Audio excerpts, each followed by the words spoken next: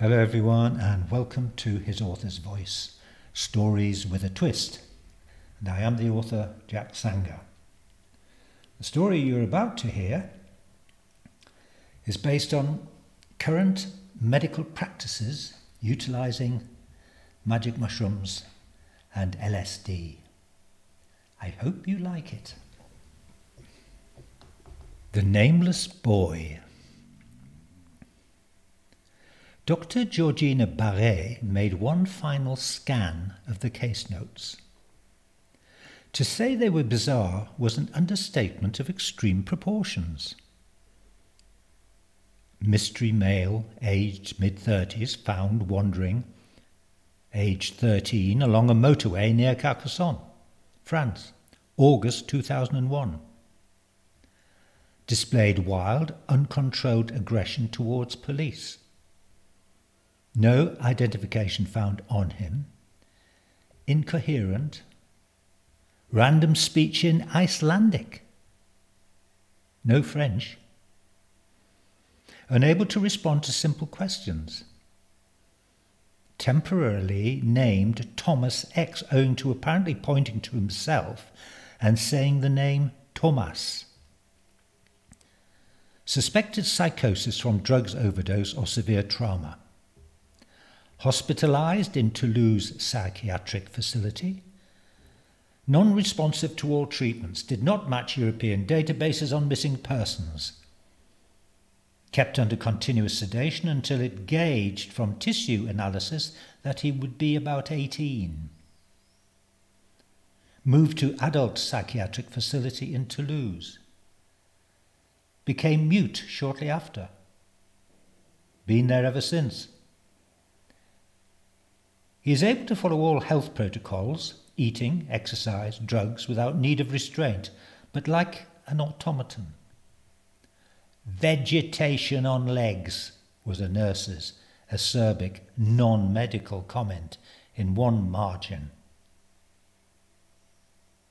General physical health good. Cerebral activity often wild and chaotic despite tranquilizers. Certainly not vegetative. At the back of the file was a draft paper from a PhD intern dated 2003, when he would be about 15. She'd recorded 50 hours of his random grunts and mutters, assiduously translating odd, recognizable words from Icelandic into French and running an algorithmic patterning program over the resulting data. The bizarre conclusion she reached led earlier psychiatrists to diagnose a psychosis. Thomas X says he was abducted by aliens in 1919. His parents had succumbed to the Spanish flu and were delirious in bed. He had left their farm to walk to the nearby town of Husavik to buy food.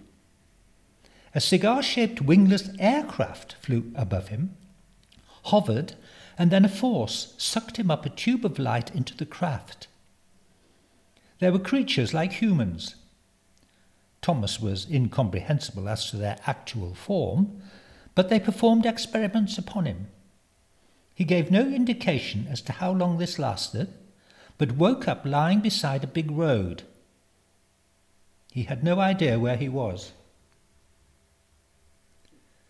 The PhD student had compiled this story as being the most coherent to be gleaned from the copious pages of transcript. Dr. Barret felt almost any story could have been pieced together from the recorded data, like some kind of literary Rorschach test. It probably said more about the weakness of the algorithm or the subjective bias of the PhD student. Her abduction interpretation came from the first cluster of interviews, when he was at his most vocal. He never repeated the words alien, aircraft, Husavik, or farm in later recordings. In the file there was also a statement from the police who found him to the following effect. The boy was sitting beside the road in a disoriented state. He was unable to put a recognizable sentence together, just gibberish in a strange language. Kept saying Tomas and pointing to himself. We thought it was Scandinavian. No apparent injuries. Clothing torn but clean. He smelled of something strong and sweet.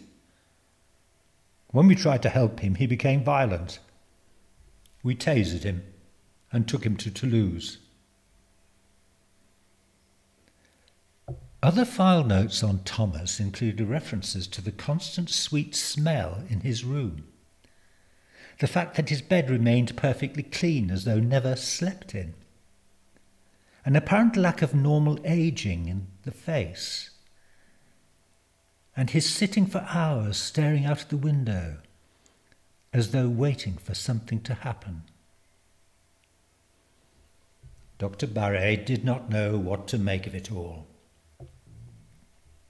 At the front of the file was a letter from a colleague in Toulouse, a fellow student from psychiatric training days.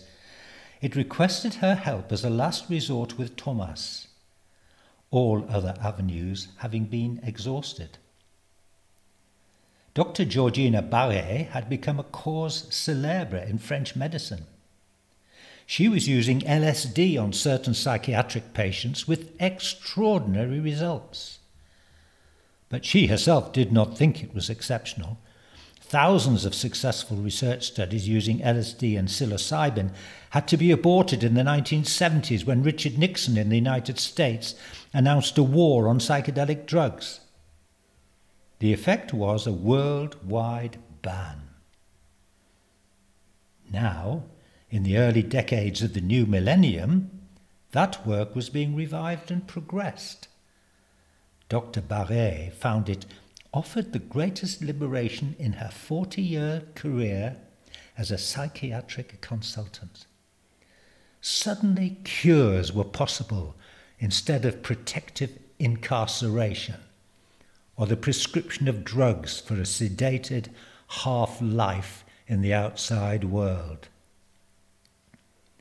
She made documentaries which went viral on social media of case studies demonstrating miracle transformations following supervised trips.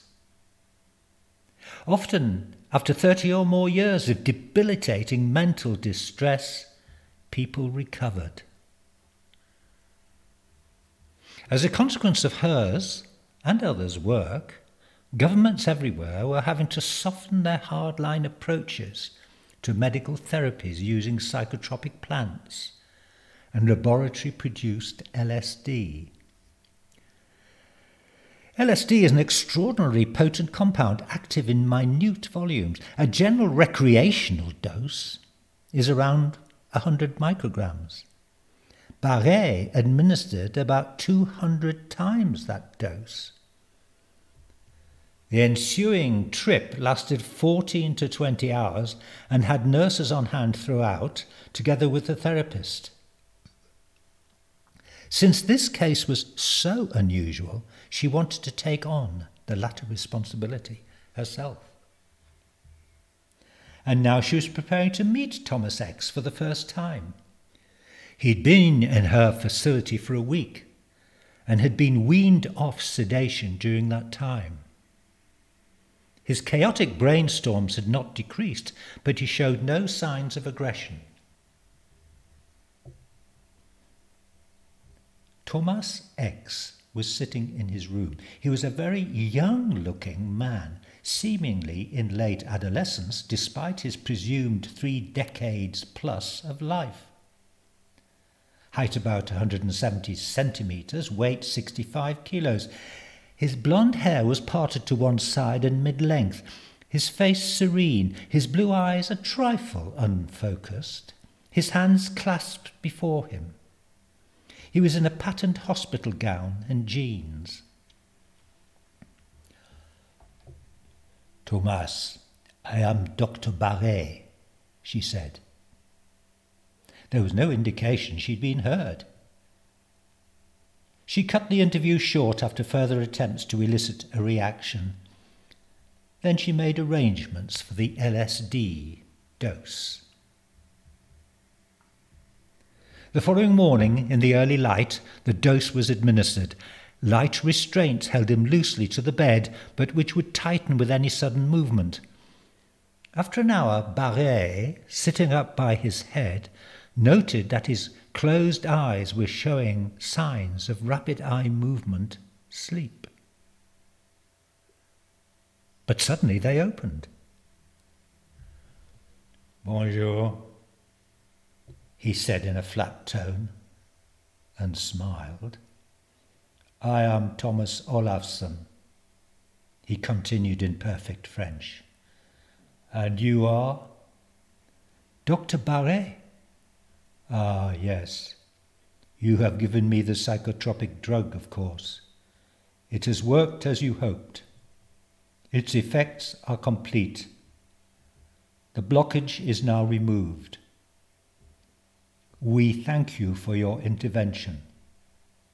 It was critical." His voice had continued throughout in that strange monotone.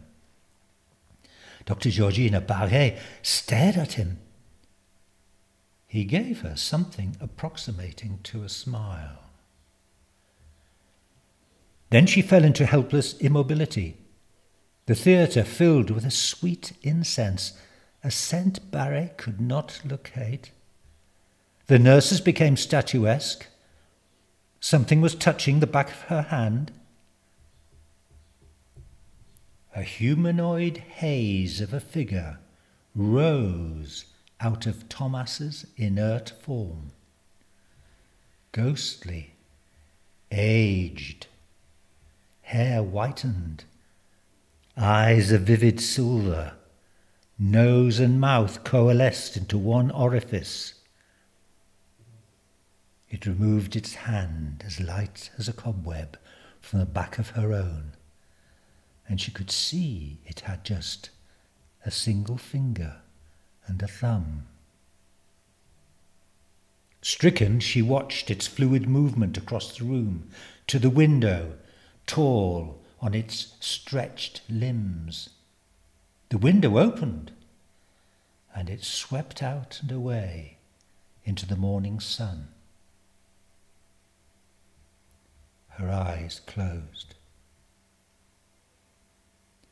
When Dr. Georgina Barré woke from her partial coma some time later, the scent had gone. In front of her lay Tomas X. His face had lost its youthful bloom. He opened his eyes. They looked alert, normal, lucid.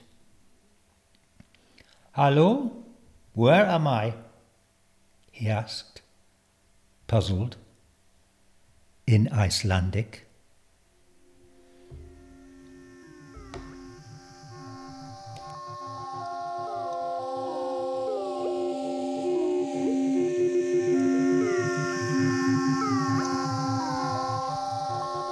Well, there we have the nameless boy. It's strange, having lived the long life that I have, to find the illegal activities of my youth become mainstream medicine in my advancing years. Psychotropic drugs are now at the forefront of therapies for previously untreatable mental conditions. The general public can buy medicinal cannabis or microdose on psilocybin. Trips of my youth have become supervised medical interventions. Dr. Timothy Leary would levitate from his grave, I think, with a loud, "I told you so." The sadness is that it is happening without the cultural revolution of flower power, love, and peace. Alien children, changelings, and untoward births figure among some other stories on this channel. Root them out if it is your kind of thing. In the meantime, please subscribe. And if you like reading, then go to my website for free downloads of books, novels, plays, short stories, or you can make a donation if you wish. In the meantime, go in peace. I'll be back soon. Bye-bye.